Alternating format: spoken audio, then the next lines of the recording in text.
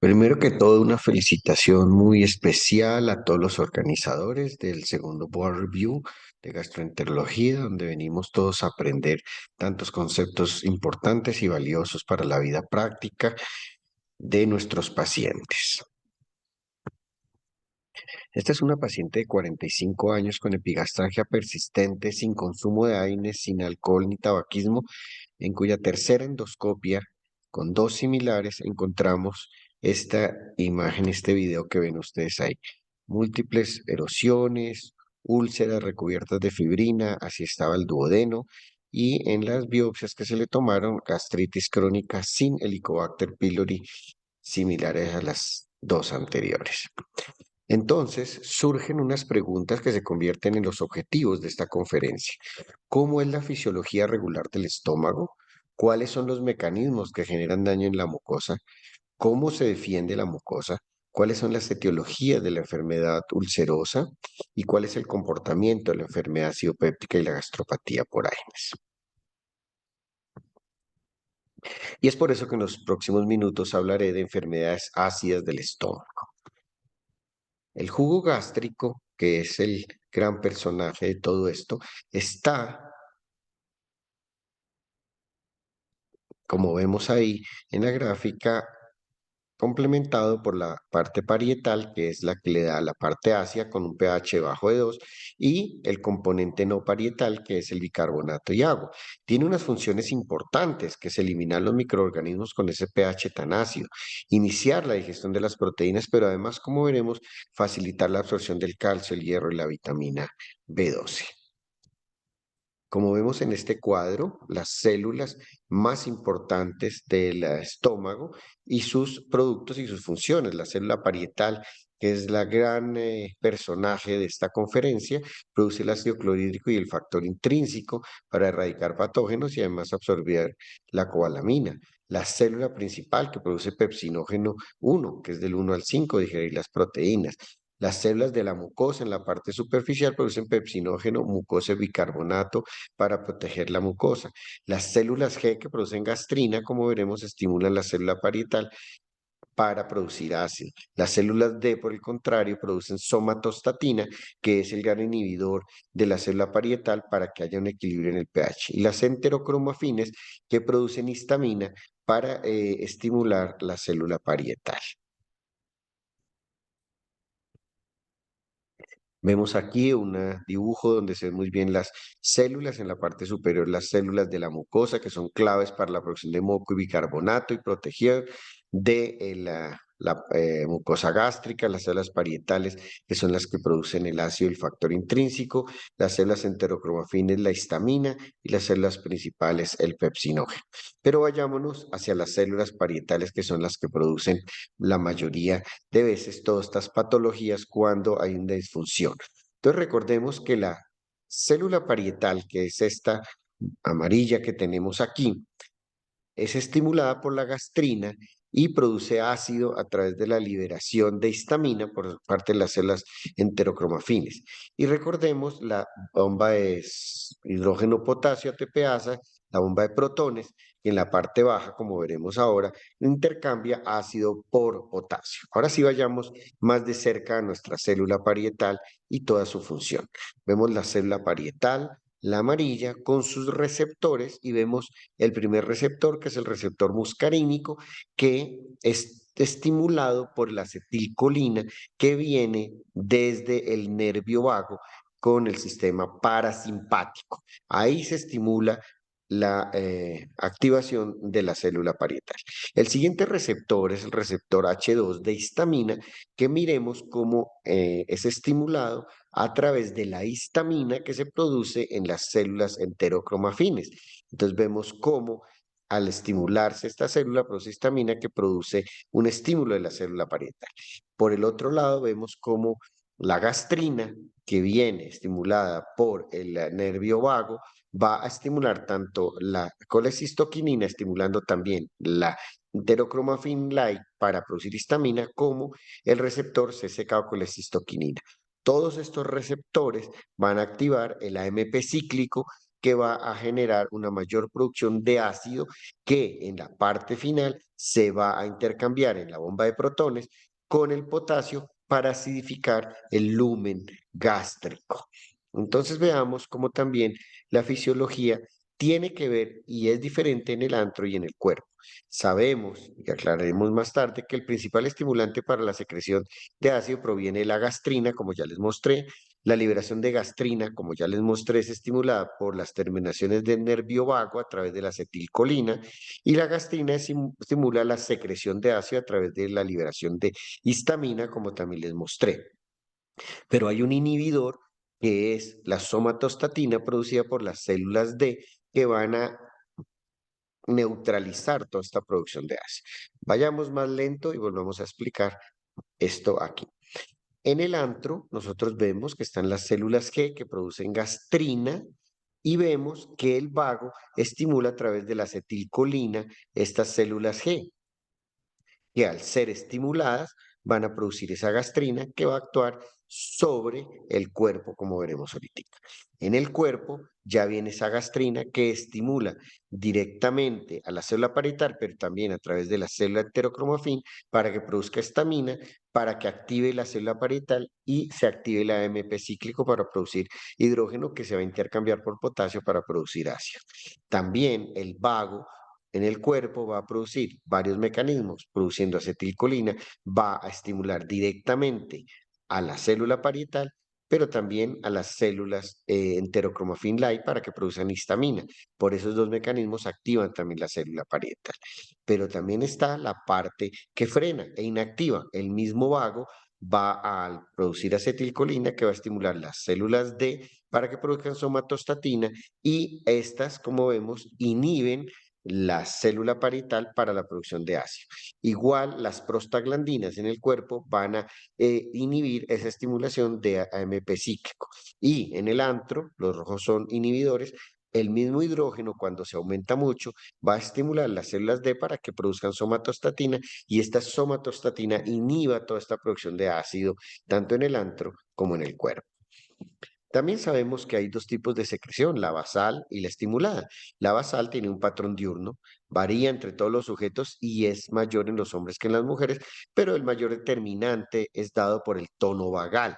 Este tono vagal puede ser tan alto que puede producir una hipersecreción basal de ácido.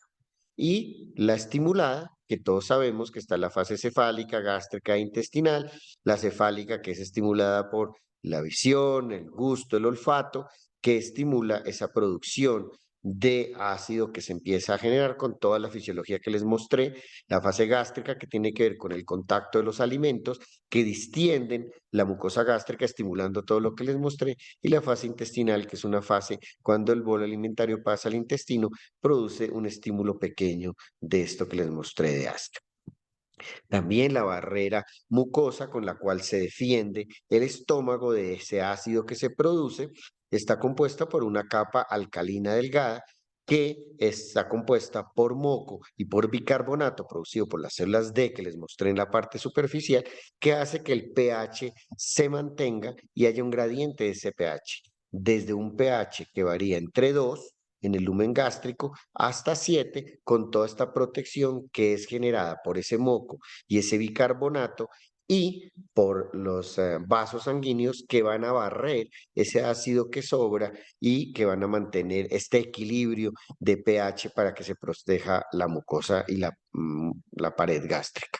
También hay que recordar algunas cosas apasionantes de la absorción de vitamina B12 que vemos en la consulta en el día a día y recordemos algo que olvidamos muchas veces, este pequeño rosado empezamos de arriba para abajo de las glándulas salivares que es la aptocorina, el rosado, que va a bajar al estómago, pero también en la ingesta de vitamina B12 la roja con la amarilla que es la proteína que vienen unidas, se separa la proteína de la vitamina B12 que es la roja y se une la aptocorina que es la rosada que venía de la glándula salivar y recordemos que la célula parietal produce el factor intrínseco el verde, se pasa el factor intrínseco al intestino, pasa la unión de aptocorina con la cianocobalamina al intestino, al duodeno, Debido a los jugos pancreáticos se rompe esa aptocorina, se hidroliza y queda la cianocobalamina o vitamina B12 sola, que se une al factor intrínseco y es absorbida a nivel ileal.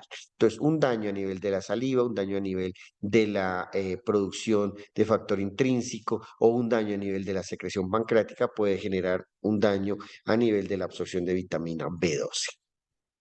En cuanto a la parte clínica, la enfermedad acidopéptica corresponde al 5% de los habitantes en Estados Unidos que van a generar úlcera péptica y erosión péptica. Las imágenes que muestro a continuación son fotos propias de nuestras clínicas Reina Sofía y Clínica Universitaria Colombia, publicadas en el Tratado de Estómago, cuyo editor es el doctor Landazábal. Aquí vemos que la secreción ácida no necesariamente es regular en las diferentes patologías. Uno pensaría que entre más acidez, más úlcera gástrica, más úlcera duodenal, pero esto no es así.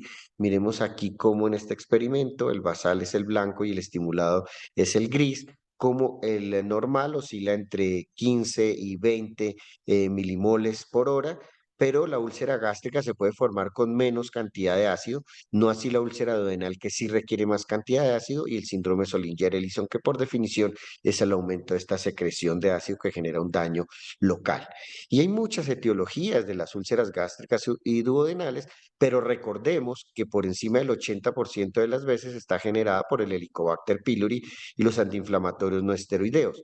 Menos común son los cánceres, las úlceras de estrés y los virus, y mucho menos común, hay que recordar, cuando ya no encontramos causas, como en el caso que les mostré, Solinger-Ellison, úlceras por cocaína, enfermedad de Crohn, mastocitosis, radioterapia y algunos medicamentos como el fluoracilo.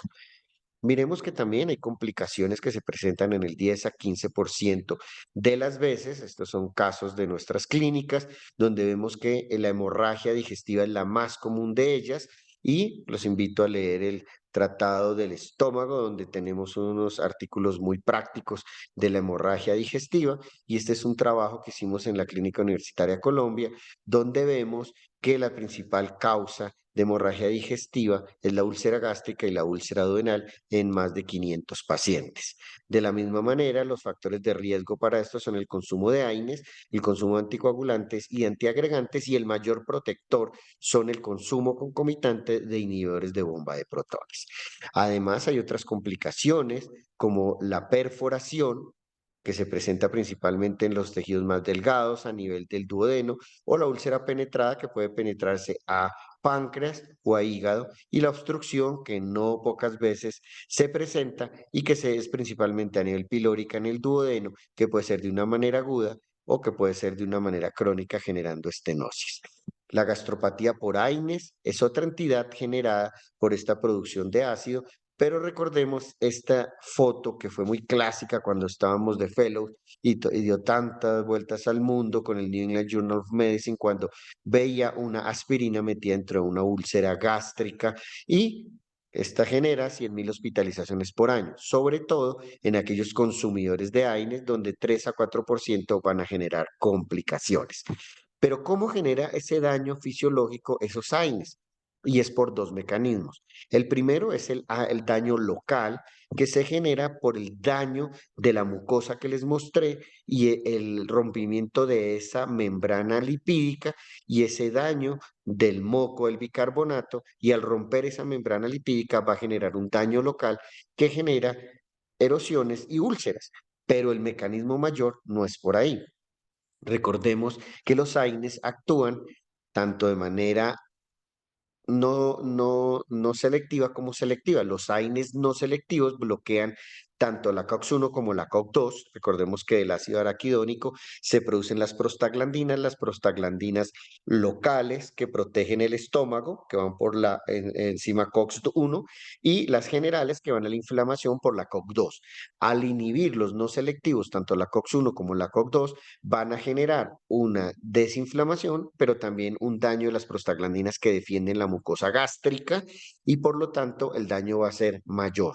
Por esta razón, los que crecimos y estudiamos por las finales de los 90, comienzos de los 2000, sabíamos que había muchos AINES selectivos COP2 que fueron muy bien, intentaron ser vendidos muy bien para protección de la mucosa, pero que generan también daño coronario y por eso fueron muchos suspendidos y otros fueron puestos en otras entidades un poquito más aclarando su mecanismo y en unos pacientes que no tuvieran factores de riesgo.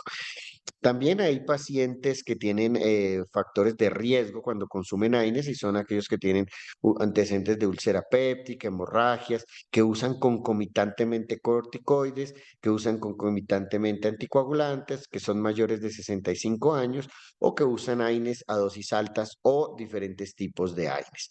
Este no podía faltar, una network metaanálisis, un metaanálisis en red, donde trata de comparar cuáles serían las mejores prevenciones o profilaxis para evitar las úlceras, comparando selectivos, solos selectivos con inhibidores de bomba de protones, no selectivos con inhibidores de bomba de protones. Y lo que muestra este forest plot es en la parte superior que daba lo mismo utilizar AINES más inhibidores de bomba de protones comparados con COX-2 selectivos. Sin embargo, en la parte de abajo vemos que había una diferencia muy grande cuando nosotros utilizamos, además de selectivos, COX-2, también les agregamos inhibidores de bomba de protones, que es una de las recomendaciones. También tenemos que tener en cuenta individualizar los pacientes. Aquí vemos una tabla donde muestra alto riesgo de sangrado, bajo riesgo de sangrado, bajo riesgo cardiovascular y alto riesgo cardiovascular. Y vamos desde un extremo en el que hay bajo riesgo cardiovascular y bajo riesgo de sangrado, donde podemos inclusive utilizar los AINES no selectivos, hasta el riesgo máximo de sangrado y de riesgo cardiovascular, donde lo ideal sería usar antiinflamatorios selectivos, más prevención con inhibidor de bomba de protones, más erradicación del Helicobacter pylori. Unas palabras para el síndrome Solinger-Ellison. Algunos pacientes tienen concentraciones séricas elevadas de gastrina, lo cual genera hipersecreción ácida basal causada por un gastrinoma o un tumor de células G secretonas de gastrina que se encuentra generalmente en el páncreas o en el duodeno y este es el responsable de esta clínica que es generada por úlceras y por erosiones, como es el caso de nuestra paciente, que era el diagnóstico definitivo. Cuando se puede resecar esta lesión, ese es el tratamiento, pero cuando hay metástasis, que pasa muchas veces, debemos utilizar dosis muy altas y dobles dosis de inhibidores de bomba de protones. Perlas para el examen BOARD.